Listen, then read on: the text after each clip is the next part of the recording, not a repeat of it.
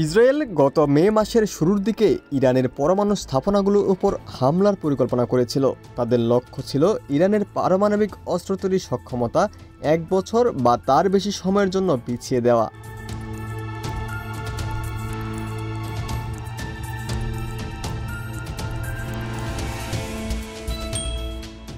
মার্কিন president Donald Trump ইরানের পরমাণু স্থাপনার হামলার জন্য ইসরায়েলের প্রস্তাব প্রত্যাখ্যান করেছিলেন। 16 April the new York Times এক প্রতিবেদনে এমন তথ্য জানিয়েছে। হোয়াইট হাউসের কর্মকর্তা সহ সংশ্লিষ্ট সূত্রের বরাতে পত্রিকাটি জানায়, ট্রাম্প বরং তেহরানের সঙ্গে একটি নতুন চুক্তির পথে এগোনোর সিদ্ধান্ত নিয়েছেন।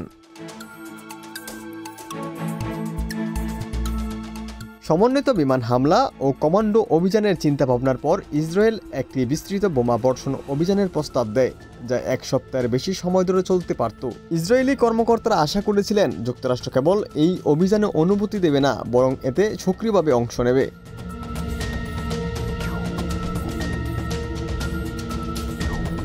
তবে চলতি মাসের শুরুর দিকে হোয়াইট হাউসে মোটামুটি ঐকমত্যের পর ট্রাম্প এই পরিকল্পনা নাকচ করে দেন।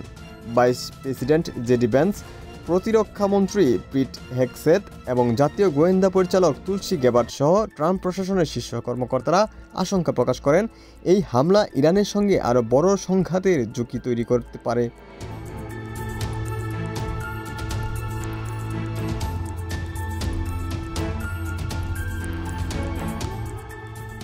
গত বছর এপ্রিল ও অক্টোবরে ইরান ও ইসরায়েল পাল্টাপাল্টি হামলা চালায়।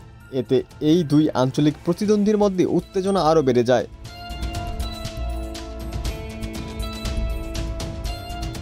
ট্রাম্প প্রেসিডেন্ট হিসেবে তার প্রথম মেয়াদে 2015 সালে জাতিসংঘ সমর্থিত ইরানের পরমাণু চুক্তি বাতিল করেন।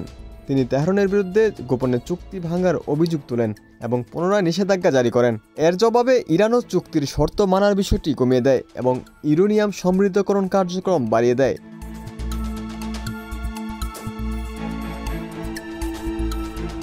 গত মাসে ট্রাম্প হুমকি দেন চুক্তি না করলে ইরানের ওপর বোমা হামলা হবে। এর জবাবে ইরান জানায় তারা কোনো চাপের কাছে মাথা নত করবে না।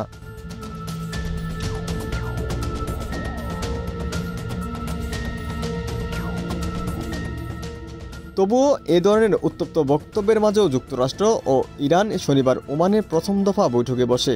ইরানের পররাষ্ট্রমন্ত্রী আব্বাস আরাকচি বলেন, আলোচনা কার্যকরী, শান্তিপূর্ণ ও ইতিবাচক পরিবেশে অনুষ্ঠিত হয়েছে।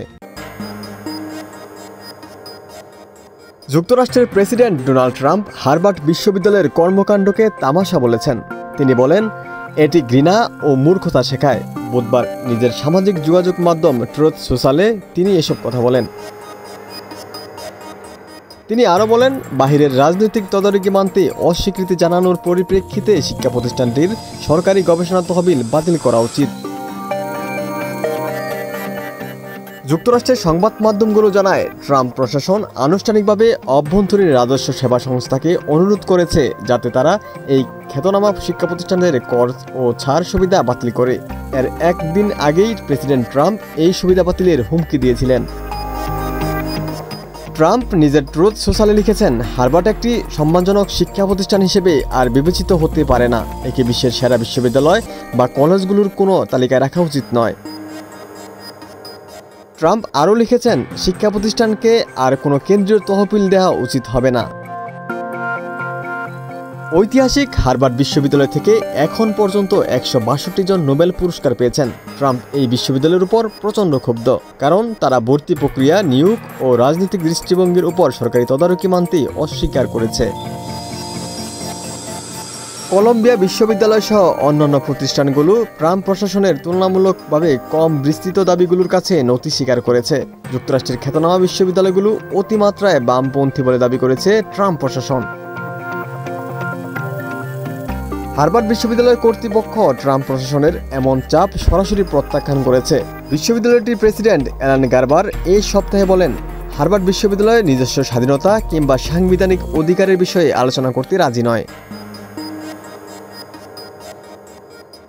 ট্রাম্প এই সপ্তাহে হার্ভার্ডের জন্য বরাদ্দকৃত $220 কোটি ফেডারেল তহবিল স্থগিত করার নির্দেশ দিয়েছেন।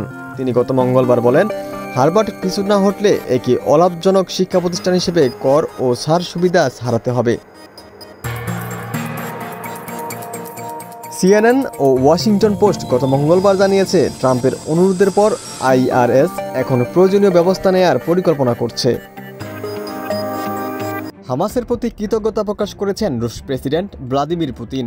সেই সঙ্গে প্রশংসা করেন ফিলিস্তিনি এই সংগঠনটির নেতৃত্বের। হামাসের জিম্মি দশা থেকে মুক্তি পাওয়া 3 রুশ নাগরিকের সাথে 16 এপ্রিল ক্রেমলিনে সাক্ষাৎ করেন পুতিন।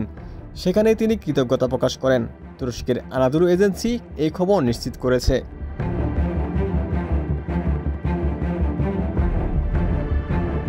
এই সময় ফিলিস্তিনের জনগণ আর কর্তৃপক্ষের সাথে মস্কোর দীর্ঘদিনের সুসম্পর্কের কথা উল্লেখ করেন রুশ প্রেসিডেন্ট।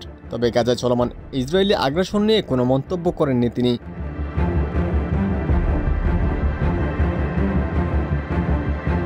পুতিন বলেন, এই মুহূর্তে রাজনৈতিক কোনো ব্যাখ্যায় যেতে চাই না। যা হয়েছে তা খুবই দুর্ভাগ্যজনক।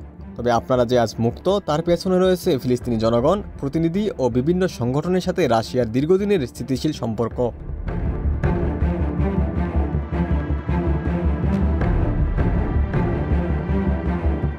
তিনি হামাসের মানবিক পদক্ষেপের প্রশংসা করে বলেন, আমাদের সঙ্গে সহযোগিতা করার এবং এই মানবিক কাজটি সম্পাদন করার জন্য হামাসের রাজনৈতিক শাখার নেতৃত্বের প্রতি কৃতজ্ঞতা প্রকাশ করা উচিত।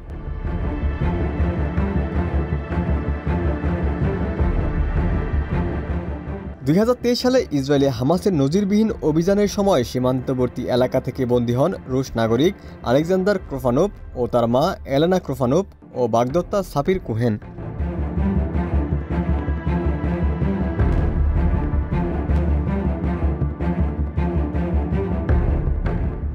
সেই বছরের নভেম্বরে প্রথম দফা যুদ্ধবিরতির জেরে মুক্ত হন এলেনা ও সাফির।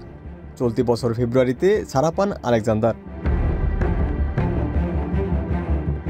পুতিনের অফিসের তথ্য অনুযায়ী ক্রেমলিনে অনুষ্ঠিত বৈঠকে রাশিয়ার প্রধান ইহুদি ধর্মগুরু বেরেল লাজার এবং রুশ ইহুদি সম্প্রদায়ের ফেডারেশনের সভাপতি আলেকজান্ডার বরুদাও উপস্থিত ছিলেন।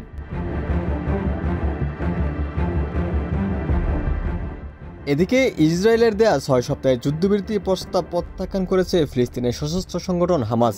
এই প্রস্তাবের আওতায় হামাসকে অস্ত্র সমর্পণের আহ্বান জানানো হয়েছিল।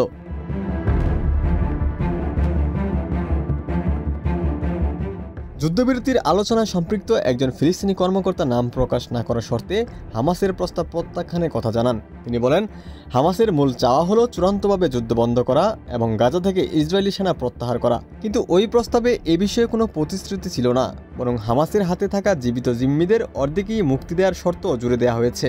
গাজা উপত্যকায় ইসরায়েলি বাহিনীর হামলা অব্যাহত থাকার মধ্যেই সম্ভাব্য যুদ্ধবিরতি নিয়ে এমন কথা জানা গেল।